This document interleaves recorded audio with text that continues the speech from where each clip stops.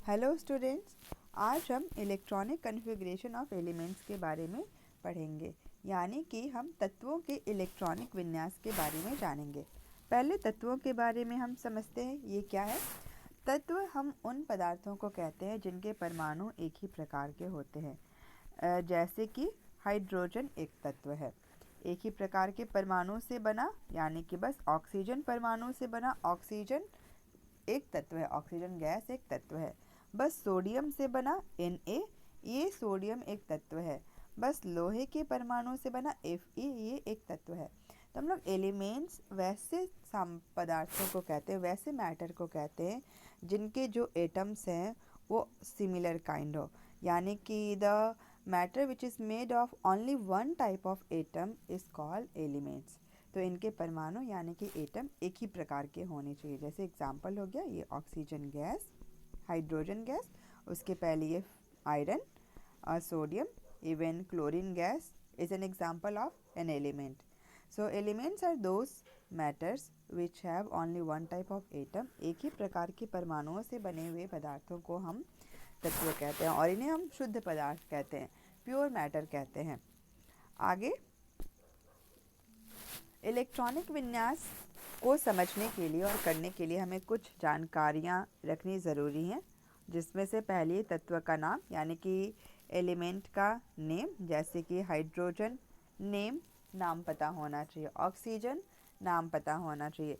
संकेत यानी कि सिंबल क्या है, अब जैसे नाम है हाइड्रोजन तो उसका संकेत, अब जैसे मैं यहाँ पर नाम लिख दूँ हाइड्रोजन, नाम हो गया, संकेत क्या हो गया H, ये पता होना चाहिए यानी कि सिंबल पता होना चाहिए।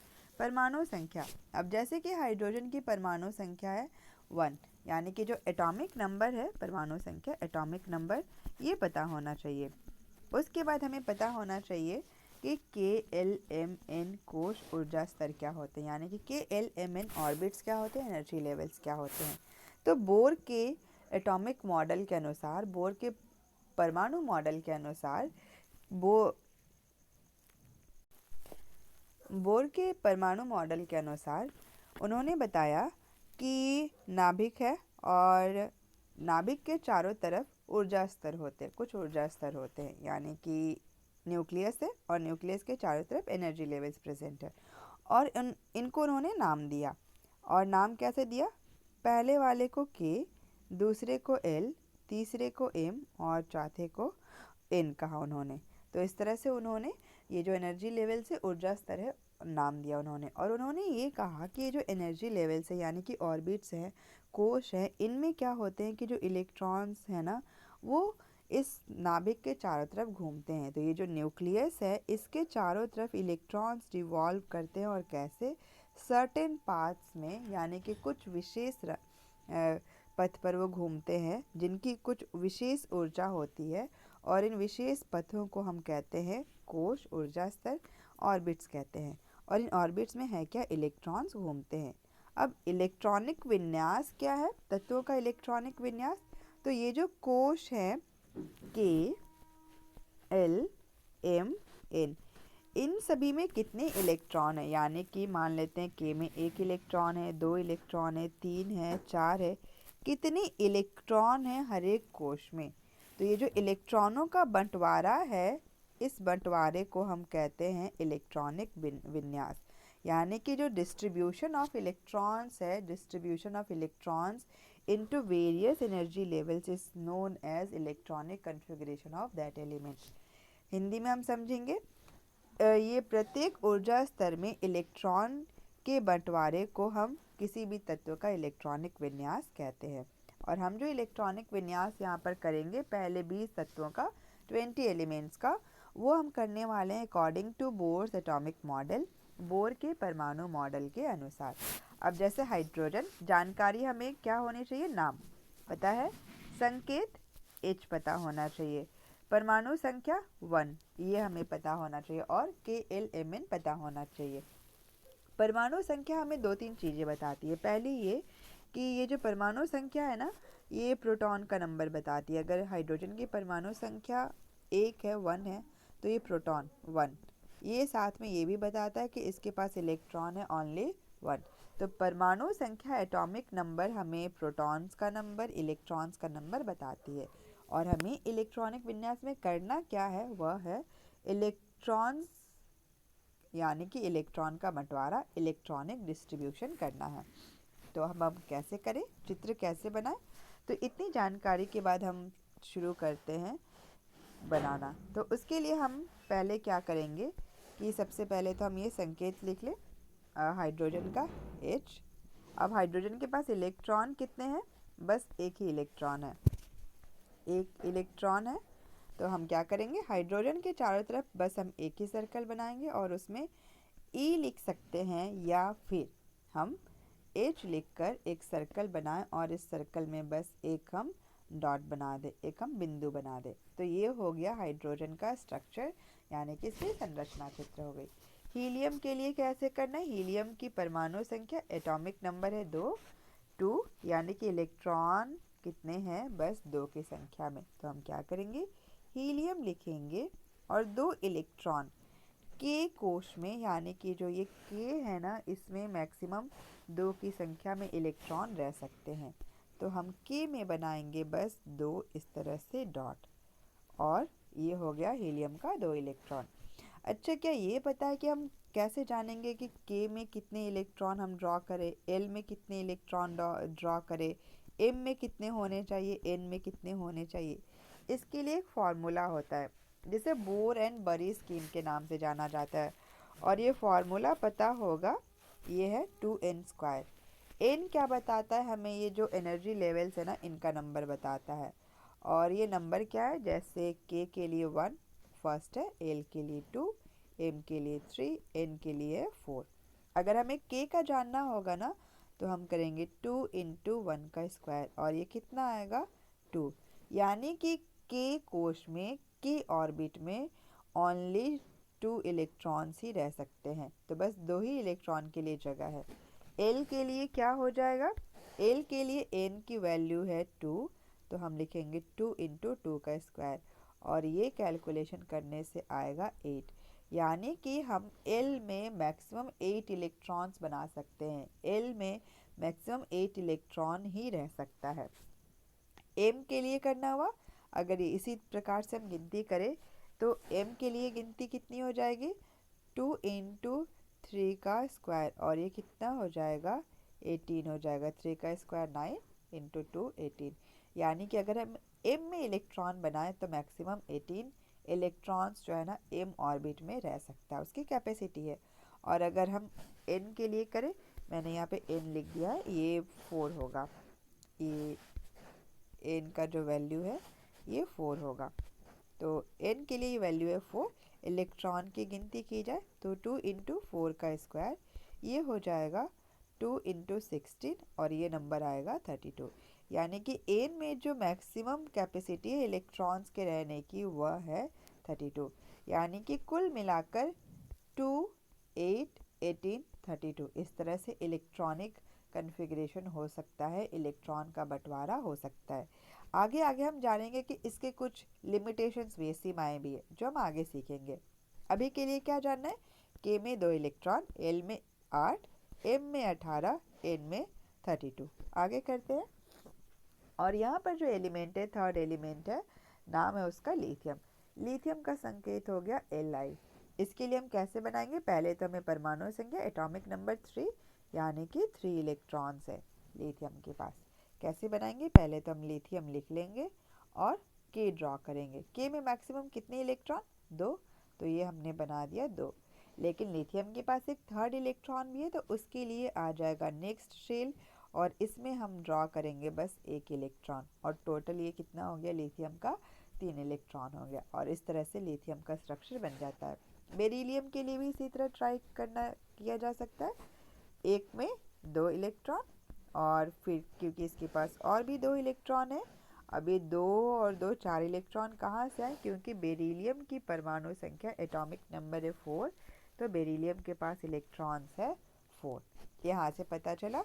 तो के में 2 जो बच गया वो चला गया अगले में। यानी कि बेरिलियम के लिए बंटवारा कैसे हो रहा है?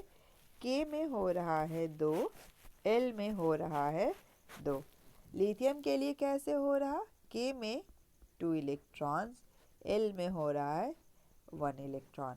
और हम इसको लिखेंगे कैसे, अगर हमें लिथियम का इलेक्ट्रॉनिक कन्फिग्रेशन लिखना हुआ तो हम लिखेंगे 2 1। बेरिलियम के लिए लिखना हुआ तो हम लिखेंगे 2 2।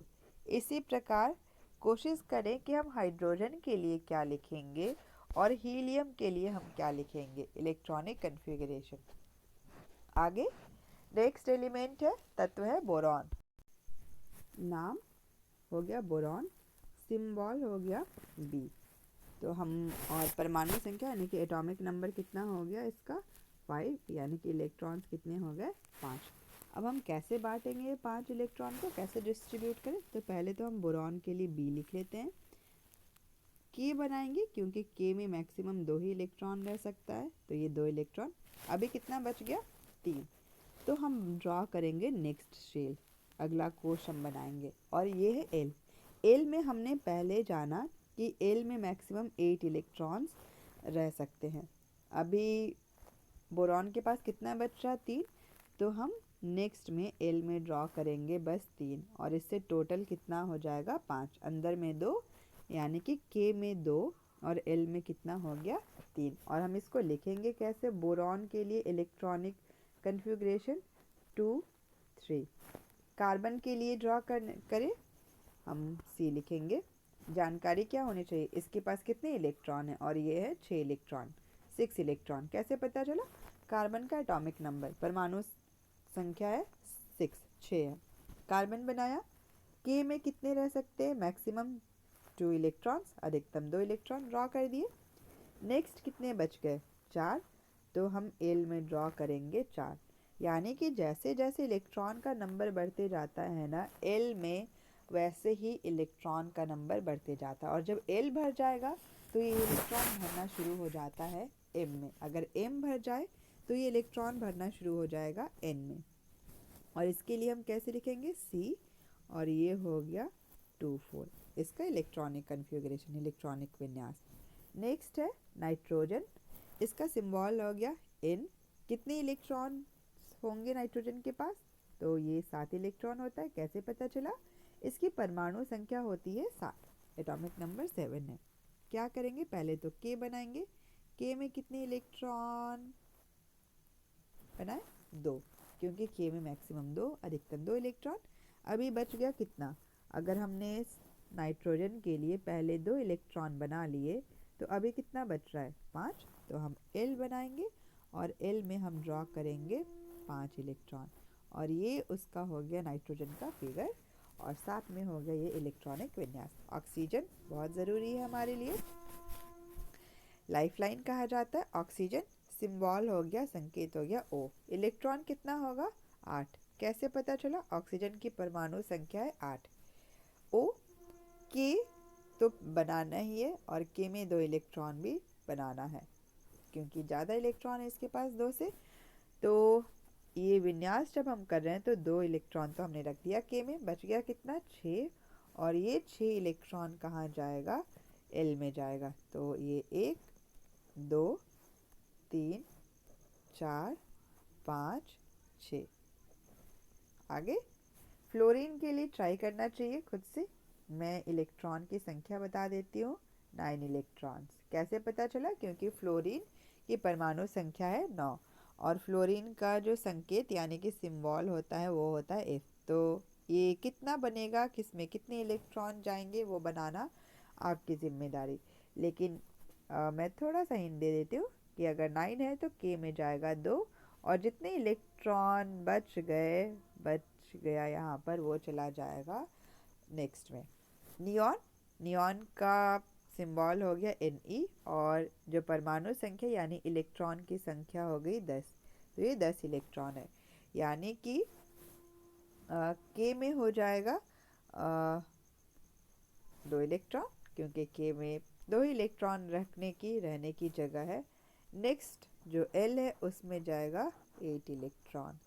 तो ये, और कैसे ड्रॉ करना है Na, इसके लिए के इलेक्ट्रॉन बनाए जाए और ये L के इलेक्ट्रॉन बनाए जाए और इससे बन जाएगा नियॉन। तो ये 2 इलेक्ट्रॉन और बाकी बचे इलेक्ट्रॉन आप खुद भरें। अगला जो तत्व है एलिमेंट है सोडियम। सोडियम का संकेत यानी कि सिंबल हो गया Na और इलेक्ट्रॉन कितने हो गए 11। और ये कहाँ से कैसे पता चला? क्योंकि इसका एटॉमिक नंबर पहले की तरह जो हम पढ़ रहे हैं परमाणु संख्या 11। इलेक्ट्रॉनिक विन्यास कैसे होगा? K में 2 इलेक्ट्रॉन, L में 8 इलेक्ट्रॉन। अभी कितने बच गए? 11 में से 10 गया तो 1, तो अभी हो जाएगा एक तीसरा कोश, थर्ड शेल हो जाएगा जिसमें आएगा 1 इलेक्ट्रॉन। कैसे? हम लिखेंगे सोडियम, ये हो गया K। अभी मैं इलेक्ट्रॉन को ऐसे बना रही हूँ क्रॉस करके, ये इलेक्ट्रॉन हो गया। दूसरा L है ना, 2 के बाद अभी 11 है, 11 में से 2 चला गया, बचा 9। लेकिन हम ये भी जानते हैं कि L में जो है ना मैक्सिमम 8 इलेक्ट्रॉन्स ही रह सकते हैं। और ये कैसे हमें पता चला? बोर एंड बरे स्कीम जो बताता है 2n² वाला फॉर्मूला कि एक शेल में यानी कि एक कोश में मैक्सिमम जो L है, L की स्थिति में 8 इलेक्ट्रॉन हो सकते हैं। और अभी भी कितना बच रहा? 1, तो हम एक थर्ड शेल बनाएंगे और इसमें कितना इलेक्ट्रॉन हम बनाएंगे? बस 1। तो ये हो गया सोडियम का फिगर हो गया और ये इलेक्ट्रॉनिक कन्फिग्रेशन। मैग्नीशियम के पास 12 इलेक्ट्रॉन है, 12 इलेक्ट्रॉन, जो इसकी परमाणु संख्या से पता चलता है। और अगर बंटवारा करे तो सबसे पहले तो के में 2 इलेक्ट्रॉन, 10 बच गया। L में कितना जा सकता है? बस 8, क्योंकि बोर एंड बरे स्कीम जो 2n² वाला फॉर्मूला है वो बताता है कि L में मैक्सिमम 8 इलेक्ट्रॉन, तो ये 8। और अभी कितना बच गया? 2, यानी कि L में बनाएंगे 2। यानी कि हम इसी सोडियम वाले में अगर यही चित्र बना के एक और इलेक्ट्रॉन बना देना तो अब ये बन जाता है मैग्नीशियम। आगे एल्यूमिनियम संकेत यानी कि सिंबल हो गया Al, परमाणु संख्या है 13, तो इलेक्ट्रॉन की संख्या हो गई 13 यानी कि 13 इलेक्ट्रॉन्स। बंटवारा कैसे होगा? विन्यास कैसे होगा?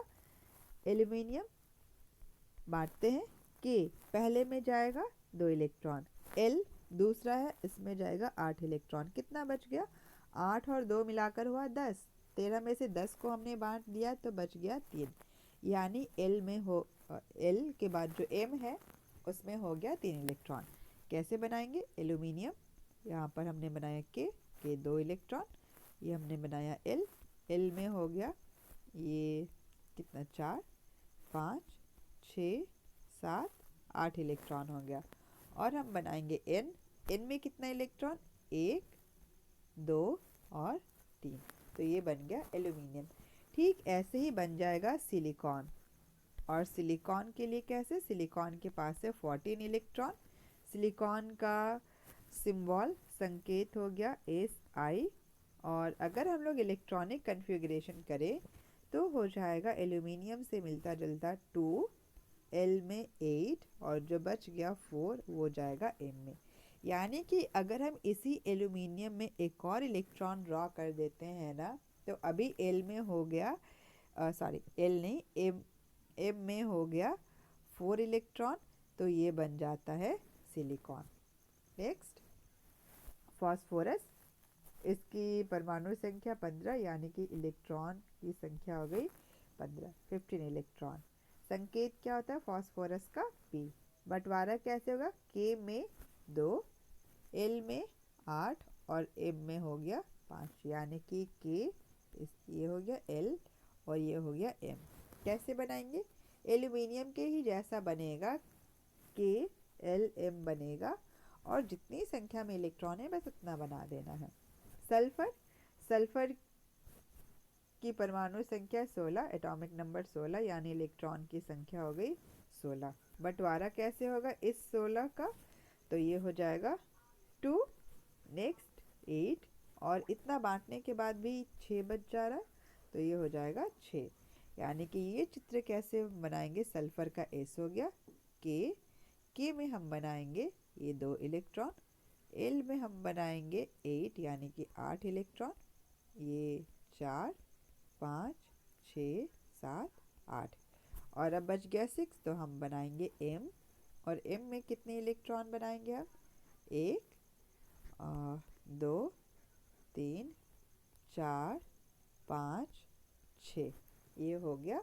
तो ये बंटवारा इलेक्ट्रॉन का इलेक्ट्रॉनिक विन्यास सल्फर का 286, और उतने ही इलेक्ट्रॉन जो है ना हमें इन सर्कल्स में घेरों में बना देना है। अगला है क्लोरीन। अभी अब खुद से बनाने की कोशिश करनी है। मैं बस इलेक्ट्रॉन की संख्या और बंटवारा यानी कि कॉन्फ़िगरेशन विन्यास बताती हूँ। क्लोरीन की परमाणु संख्या 17 यानी इलेक्ट्रॉन की संख्या 17। अगर विन्यास करे बंटवारा और साथ में क्लोरीन का संकेत Cl होता है, तो ये Cl हो गया। बंटवारा करे तो K में 2, L में 8, जो बच गया वो चला गया M में। आर्गन, आर्गन के लिए संकेत हो गया Ar और इसकी परमाणु संख्या 18, तो जो इलेक्ट्रॉन हो गए वो हो गए 18।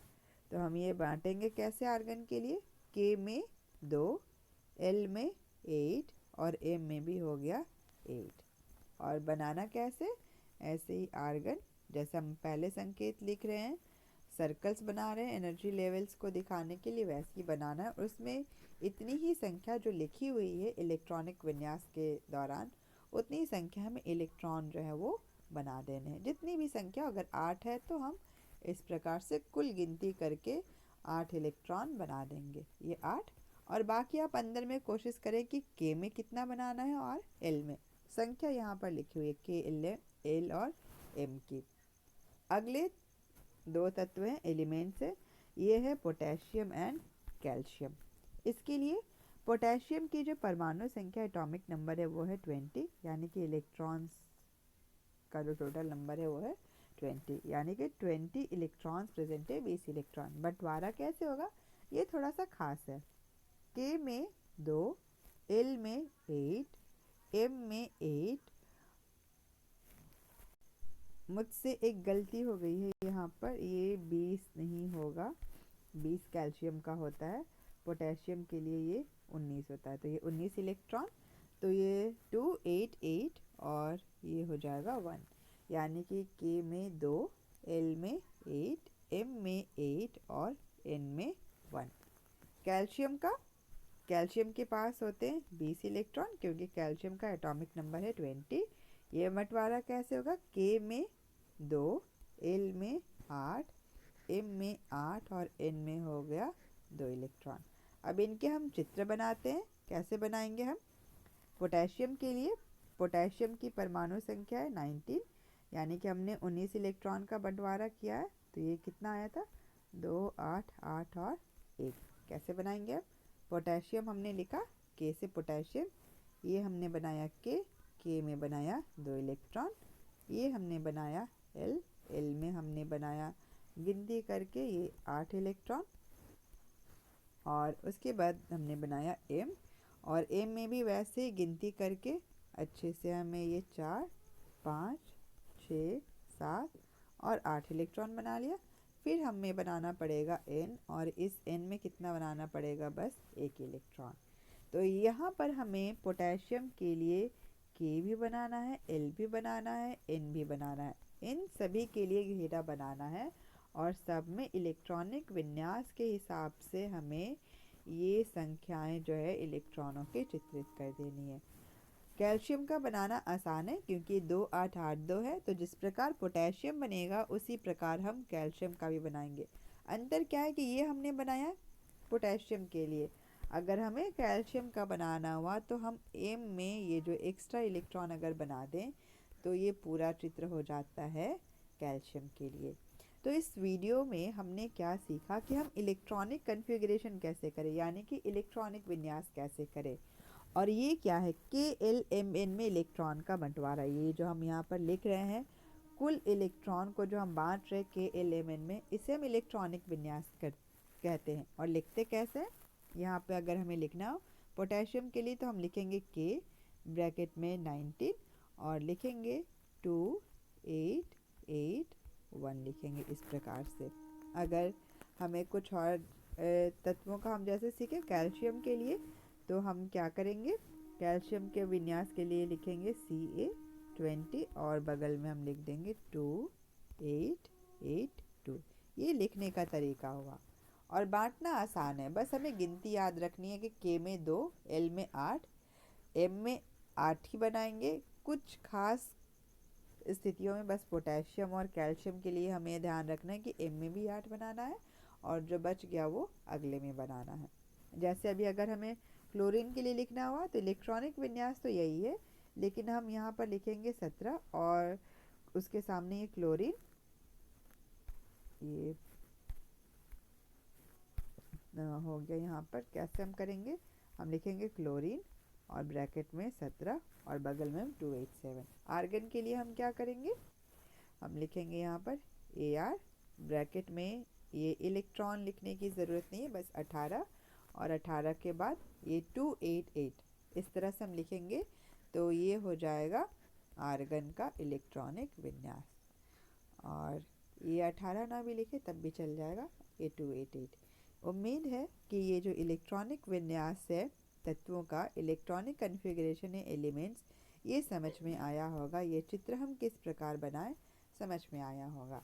आसान है ये बनाना, बस कुछ जो जानकारियां हैं ये सभी हमें जानना ज़रूरी है कि LMN में मैक्सिमम कितने इलेक्ट्रॉन को रखा जा सकता है वो जानना ज़रूरी है। जैसे हमने पढ़ा K में 2 इलेक्ट्रॉन है, L में 8, M में 18 और N में 32 इलेक्ट्रॉन है, ये याद रखना ज़रूरी है। ये टॉपिक ख़त्म करने से पहले एक और यहाँ पर ज़रूरी जानकारी जो हमें होनी चाहिए, और वो ये है कि जब हम किसी भी तत्व के लिए ये चित्र बनाते हैं इलेक्ट्रॉनिक कन्फिग्रेशन का, या फिर ये इलेक्ट्रॉनिक कन्फिग्रेशन हम लिखते हैं, तो हमें ये ध्यान में रखना है ना कि K को छोड़ के, यानी कि अगर L हो, M हो और N हो, अगर हम इन तीनों की बात करें और ये किसी भी तत्व के लिए अगर सबसे बाहरी कोश हो, यानी कि अगर ये तीनों आउटर मोस्ट शेल हो, तो हमें क्या ध्यान में रखना है आउटर मोस्ट शेल होने से कि इनमें अधिकतम जो इलेक्ट्रॉन रह सकते हैं ना उनकी संख्या 8 है। ऐसे तो L में 8 ही इलेक्ट्रॉन रहते हैं, L की जो क्षमता है बस 8 इलेक्ट्रॉन की है, लेकिन अगर M सबसे बाहरी कोश हुआ, यानी M के बाद N नहीं है, तो M में भी कितने इलेक्ट्रॉन रखे जा सकते हैं, 8 है। N अगर सबसे बाहरी है 8 है, लेकिन हम जो ये संख्या पढ़ते हैं ना 2, 8, 18, 32, ये क्यों है ये आप हायर क्लासेस में पढ़ेंगे, 11th की केमिस्ट्री में, 12th की केमिस्ट्री में पढ़ेंगे। 10th तक की केमिस्ट्री में हमें अभी यही जानना है कि 2, 8, 18, 32 यानी कि KLMN में है, और अगर L सबसे बाहर हुआ या फिर M सबसे बाहर है या N सबसे बाहर है, तो जो maximum number of electron that can be present in any one of these shells is 8, यानी कि अधिकतम इन तीनों के बाहरी होने की स्थिति में 8 ही इलेक्ट्रॉन हो सकते हैं। अगर आपको ये वीडियो पसंद आई, यानी कि मेरा पढ़ाना पसंद आया, समझ में आया, तो इस वीडियो को लाइक करें, सब्सक्राइब करें, शेयर करें। Happy learning. Thank you.